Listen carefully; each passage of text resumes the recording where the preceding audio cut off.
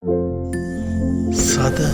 ප්‍රදීප මෝහ අඳුර දුරලා ප්‍රඥාව නැමැති පහන දැල්වීම පිණිස. අවසරයි පින්වත් ස්වාමීන් වහන්ස. තවත් ප්‍රශ්නයක් තිබෙනවා මට ඔබ වහන්සේගෙන් දැනගන්න. අප යොදසා කාරුණිකව මේකත් පහදලා දෙන්න. බණට ආරාධනා කරද්දී දැහැත් වට්ටියක් අවශ්‍යද? අප බුදුරජාණන් වහන්සේ උදෙසා දැහැත් පූජා කිරීම සුදුසුද? අපි සියලු දෙනා වෙනුවෙන් කරුණාවෙන් පැහැදිලි කරලා දෙන්න පින්වත් ස්වාමීන් වහන්සේ. අපි තව එකක් තියෙනවා මේ ප්‍රශ්නයක් ඇහුවා බුදුරජාන් වහන්සේට දැහැත් පූජා කිරීම කැපද කියලා. මම නම් ඒක ඇත්තටම මගේ පෞද්ගලික සහ විනයානුකූලව නැත්නම් ධර්ම විනය තුලත් ගත්තාම ඒක ගැළපෙන දෙයක් නෙවෙයි. ඒක මහා පුදුම දෙයක්. මට නම් පුදුමයි. තථාගතයන් වහන්සේ ආහාර සම්බන්ධයෙන් ගොඩාක් ශික්ෂාපද පනවලා තියෙනවා. ඒ වගේම සේකියා පනවලා තියෙනවා. ඒ කිසිම තැනක බුදුරජාන් වහන්සේ ওই දැහැත් පිට සම්බන්ධ වෙන්නේ නැහැ. ඒක වගේම තියෙනවා මජ්ක්‍ධිම නිකායේ ලස්සන සූත්‍රයක් තියෙනවා මට මතක නැහැ. බුදුරජාන් වහන්සේගේ දිනචරියාව තියෙන ලස්සන සූත්‍රයක් තියෙනවා මජ්ක්‍ධිම නිකායේ. එතනවත් නැහැ ওই දැහැත් පිට වෙනදීම ගැන. ඔබ හිතන්නකෝ ප්‍රායෝගිකව මෙහෙම. එතන ඔබ හිතන්නේ බුදුරජාන් වහන්සේ අර දින දානේ වළඳලා හොඳට මේ බුලත් එක හදාගෙන වළඳලා කටේ බුලත් පුරවගෙන නැත්තම් හුණු දුම්කල පුරවගෙන පඩිකම තියන් හිටියා කියලා හිතන්නේ. අනේ එහෙම නෑ පින්වතුනි තථාගතයන් වහන්සේ. තථාගතයන් වහන්සේ නිකලෙස්. තථාගතයන් වහන්සේ මම නම් දන්නේ මම සරණ ගිය බුදුරජාන් වහන්සේ ඒ වගේ බුලත් පිට කකලා හිටියා කියලා. ඔව් තෙරුවන් සරණයි අයියා. ඉතින් මට මෙහෙම එකක් මතක් වුණා. ආලෝකයේ දුරු වී අඳුර උදා වේගෙන එන්නේ. මට මතක් වුණා ඉතින් අපි ජීවත් වෙලා ඉන්න දවසකින් එක දවසක් ඉවරයි. අපි දැන් ටික ටික ලං වුණා එක දවසකින් මොකටද? මරණයටනේ. ඉතින් මට මේකත් හිතුණා මේ පරිසරයේ තියෙන නිශ්ශබ්දතාවයත් ලස්සනත් එක්ක අද දවස් අපේ ඉවර වෙගෙන යන්නේ.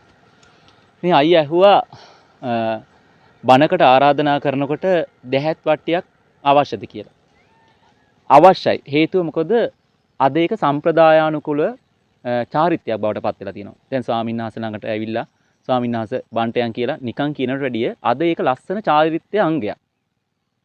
ওই චාරිත්‍රයේ අංගේ එන්නේ චූලෝදන මහෝදර කියන කතාවත් එක්ක. මොකද මේ නාරජ්ජුරෝ දෙන්න බුලත් මිටියා පූජා කරනවා. ඒතර බුලත් අතකට බුලත් කොළ තියෙනවනේ 40ක්. ගතකට ඒ රජ දෙන්නම 20 පූජා කරලා 40ක් බවට පත් වෙලා බුලත් අතක් පූජා කරා කියලා තමයි සඳහන් වෙන්නේ. එතකොට මෙන්න මේකත් එක්ක අද යම්කිසි සුබ දෙයකට නැත්නම් යම්කිසි ඕනම දෙයකට කාට හරි ආරාධනා කරනකොට බුලත් අතක් දීලා ඒ දෙයට ආරාධනා කරන සිරිතක් වෙලා තියෙනවා. ඒතර ස්වාමීන් වහන්සේ නමකට බුලත් අතක් දෙන එක නෙමෙයි අපි කරන්නේ ලස්සන්ට බුලත් වට්ටියක් හදලා අර යම්කිසි ඒ ආධාරකයක තියලා තමයි ස්වාමීන් වහන්සේලා ආරාධනා කරන්නේ ස්වාමීනි අවසරයි අපගේ බණට නැත්නම් ඒ දෙයට වඩින්න කියලා ආරාධනා කරනවා. ඒක ඉතින් වැරදක් නෑ. ඒක ක්‍රමයකුත් නෑ. ඒක සම්ප්‍රදායානුකූලව තියෙන යම්සි සිරිතක්. ඉතින් ඒක කරන එක හොඳයි. අපි බුලත් අතක් දීලා ඔබ වහන්සේට ආරාධනා කරනවා කියලා මටත් කියලා තියෙනවා. ඉතින් ඒ විදිහට කරන එක හොඳයි. හැබැයි තව එකක් තියෙනවා. මේ ප්‍රශ්නයක් ඇහුවා බුදුරජාන් වහන්සේට දැහැත් පූජා කිරීම කැපද කියලා. මම නම් ඒක ඇත්තටම මගේ පෞද්ගලික සහ විනයානුකූලව නැත්නම් ධර්ම විනය තුලත් ගත්තාම ඒක ගැළපෙන දෙයක් නෙවෙයි. ඒක මහා පුදුම දෙයක්. මට නම් පුදුමයි. හිතන්නකෝ මෙහෙම. තථාගත සම්මා සම්බුදුරජාණන් වහන්සේ කියන්නේ කවුද? මේ තුන් ලෝකයම අවබෝධ කරලා මේ තුන් ලෝකයේම ශ්‍රේෂ්ඨත්වයටපත් වෙලා නිකලස් හදමඩලා දරාගෙනම උතුම්ම කෙනා තමයි මගේ බුදුරජාණන් වහන්සේ. අපේ සාසුන් වහන්සේ. සාසුන් වහන්සේ සියලුම දේවල් අතහැරපු කෙනෙක්. තථාගතයන් වහන්සේ බෝසතන් වහන්සේ සම්බුද්ධත්වයටපත් වෙනකොට මහා සියලුම දේවල් ඒ කියන්නේ රම්‍ය සුරම්‍ය සුභ කියන මාලිගා පවා අතහැරලා තමයි සම්බුද්ධත්වයටපත් උනේ. තථාගතයන් වහන්සේ ආහාර සම්බන්ධයෙන් ගොඩක් ශික්ෂාපද පනවලා තියෙනවා. ඒ වගේම සේකියා පනවලා තියෙනවා. ඒ කිසිම තැනක බුදුරජාන් වහන්සේ ওই දැහැත් පිට සම්බන්ධ වෙන්නේ නැහැ. ඒක වගේම තියෙනවා මජ්ක්‍ධිම නිකායේ ලස්සන සූත්‍රයක් තියෙනවා මට මතක නැහැ. බුදුරජාන් වහන්සේගේ දිනචරියාව තියෙන ලස්සන සූත්‍රයක් තියෙනවා මජ්ක්‍ධිම නිකායේ. එතනවත් නැහැ ওই දැහැත් පිට වෙනදීම ගැන. ඔබ හිතන්නකෝ ප්‍රායෝගිකව මෙහෙම තථාගතයන් වහන්සේ දැන් අපි දැකලා තියෙනවා ආරණ්‍ය සේනාසන වල නැත්නම් පන්සල් වල හැම තැනම සිදු වෙන දෙයක් තමයි බුද්ධ පූජාවත් එක මොකද කරන්නේ? ඇතම් ස්වාමීන් වහන්සේලා පව මේක කරනවා. මේ අර බුලත් කොළ ටිකක් තියලා හුණු ටිකකුත් ගාලා නැත්නම් හුණු ටිකක් මොහ කරේ මේ පොළ කෑල්ල කොතලා පැත්තෙන් තියලා දුම්කලයක් හොඳම රට දුම්කල කියලා දුම්කල කෑල්ලකුත් තියලා පුවක් කෑල්ල ටිකක් ගානට ලියලා අරක තියලා බුදුරජාන් වහන්සේට පූජා කරනවා.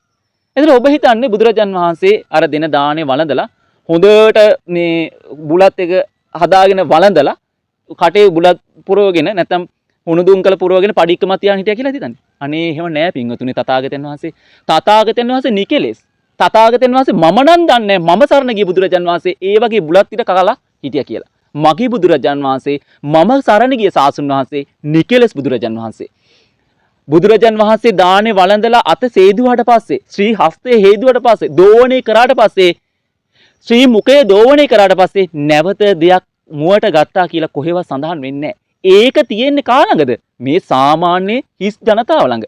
රහතන් වහන්සේ නමක්වත් හිතන්නකෝ පින්වතුනි නිකලෙස් රහතන් වහන්සේ නමක බුලත් ටිකක් කකා ඉඳී කියලා. ඔබ වැඩිය හිතන්න මම මේ ධර්ම දේශනාවක් ධර්ම සාකච්ඡාවක් කරන බුලත් ටිකක් කාලා මෙහෙම කෙල ගගහ හිටියොත් දට්ටිගේ ගුරු පාඩලා තිබ ප්‍රියමනාපද? එතකොට මටවත් ඒක ප්‍රියමනාප නැත්තම් පින්වතුනි තථාගත සම්මා සම්බුදුරජාන් වහන්සේ නම නිකලෙස් මුනි රජාණන් වහන්සේ බුලත් ටිකක් කායි කියලා හිතන්න පුළුවන්ද? නමුත් අද ඕක මොකක් වෙලාද? සම්ප්‍රදායක්. බැරි වෙලාවත් මේ කියනකොට මට කී දෙනෙක් ගරයිද? අන්න අර හාමුදුරුවෝ හොඳ පදයක් කියලා කියයි. මොකද්ද? අන්න බුදුරජාන් වහන්සේට බුලත් ටික තියෙන එකත් එපා කිව්වා කියලා. මම කියන්නේ ඔබ තියන්න. හැබැයි මම තියන්නේ මොකද මගේ බුදුරජාන් වහන්සේ එහෙම නෑ. මගේ බුදුරජාන් වහන්සේ නිකලෙස් කියලා මම දරාගෙන ඉන්න නිසා. හැබැයි මට බුදුරජාන් වහන්සේට පූජා කරන්න පුළුවන් මේ වගේ දෙයක්. දැහැටි පුළුවන්. අර කරඳ වලින් තලලා ලස්සන දැහැටි කූරක් හදලා පූජා කරන්න පුළුවන්. දානේ වැළඳුවාට පස්සේ ඒ කියන්නේ ශ්‍රී මුඛය පිරිසිදු කරගන්න පවිත්‍ර කිරීම පිණිස දැහැටි කූරක් පූජා කරන්න පුළුවන්. ඒතර අද කාලේ විදියට දැහැටි වගේම අපිට බුරුසුවක් තියන්න පුළුවන් ඕනනම් මොනවද ඒකට දාන දත් බෙහෙත් මොන හරි දාලා බුරුසුවක් පූජා කරන්න පුළුවන් තථාගතයන් වහන්සේ උදෙසා කියලා ඒක සාමාන්‍යයෙන් පුළුවන්. ඒක මොකද අපි උනත් දානේ වළඳලා ඒ කටේ තියෙන මුවේ තියෙන ඒ ආහාර කෑලි ඉවත් කරගන්න අපි අර ටූත් පික් එකක් හරි නැත්නම් දැහැටි කූරක් භාවිත කරනවා.